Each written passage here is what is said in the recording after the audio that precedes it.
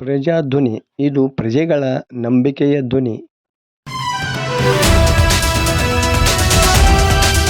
7ನೇ ವೇತನ ಆಯೋಗದ ವರದಿಯನ್ನು ಯಥಾವತ್ತಾಗಿ ಜಾರಿಗೊಳಿಸಿ ಸರ್ಕಾರ ಆದೇಶ ಮಾಡಬೇಕೆಂದು ಆಗ್ರಹಿಸಿ ಗುರುವಾರ ಕರ್ನಾಟಕ ರಾಜ್ಯ ಸರ್ಕಾರಿ ನೌಕರರ ಸಂಘದ ಲಕ್ಷ್ಮೇಶ್ವರ ತಾಲೂಕು ಘಟಕದ ಸದಸ್ಯರು ತಹಶೀಲ್ದಾರ್ ವಾಸುದೇವ ಸ್ವಾಮಿ ಅವರ ಮೂಲಕ ಸರ್ಕಾರಕ್ಕೆ ಮನವಿ ಸಲ್ಲಿಸಿದರು. ಈ ಸಂದರ್ಭದಲ್ಲಿ ಸಂಘದ ಅಧ್ಯಕ್ಷ ಡಿ.ಎಚ್. ಪಾಟೀಲ ಮಾತನಾಡಿದರು.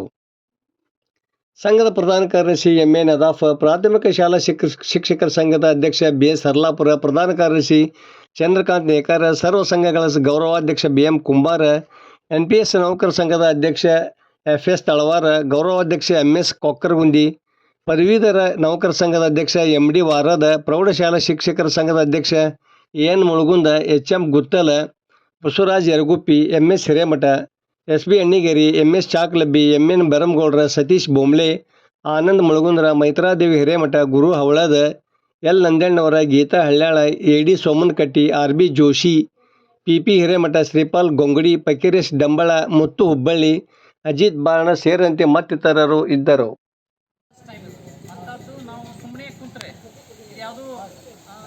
ಸರ್ಕಾರ ಅನೇಕ ಯೋಜನೆಗಳು ಕೊಡ್ತಾ ನಮ್ಮನ್ನ ನಿರ್ಲಕ್ಷ್ಯ ಮಾಡ್ತಾರೆ. ಯಾಕಂದ್ರೆ ಈ ಎಲ್ಲ ಯೋಜನೆಗಳು ಸಣ್ಣ ಪುಟ್ಟ ಜಾರಿ ಆಗೋದು ನಾವು ಕಡೆಯಿಂದ ಸಾಧ್ಯ. ಅಂತಾದ್ರೆ ನಾವು ಸುಮ್ಮನೆ ತಿಳ್ಕೊಂಡ್ರೆ ಸಾಧ್ಯ ಆಗೋ ತಿಳ್ಕೊಂಡು ನಮ್ಮ ಉಗ್ರವಾದಂಥ ಹೋರಾಟವನ್ನು ಪ್ರಾರಂಭಿಸಿಕೊಂಡು ಮೊನ್ನೆ ನಡೆದಂತಹ ಚಿಕ್ಕಮಗಳೂರಿನಲ್ಲಿ ಅತಿ ಉಗ್ರವಾದ ನಿರ್ಣಯ ತಗೊಂಡು ಪ್ರಥಮವಾಗಿ ನಾವೆಲ್ಲ ಈ ಅಧಿವೇಶನದಲ್ಲಿ ನಾವು ಒಂದು ಮನವಿಯನ್ನು ಕೊಡೋಣ. ಅಕಸ್ಮಾತ್ ಆ ಮನವಿಯಲ್ಲಿ ನಮ್ಮ ಸರ್ಕಾರವನ್ನು ಮನ್ನಣೆ ಮಾಡಲಿಲ್ಲಪ್ಪ ಅಂತಂದರೆ ನಾವು ಇದೇ ಆಗಸ್ಟ್ 28ರಿಂದ ಒಂದು ನೌಕರಿಗೆ ಗೈರಾಗಿ ಅನಿರ್ದಿಷ್ಟ ನಾವು ನಮ್ಮ ಈಡೇರುವವರೆಗೂ ನಾವು ಅನಿರ್ದಿಷ್ಟವಾಗಿ ಗೈರಾಗಿ ನಾವು ಮುಷ್ಕರವನ್ನು ಮಾಡೋಣ ಅಂತಕ್ಕಂಥ ಒಂದು ನಿರ್ಣಯ ಆಗಿದೆ.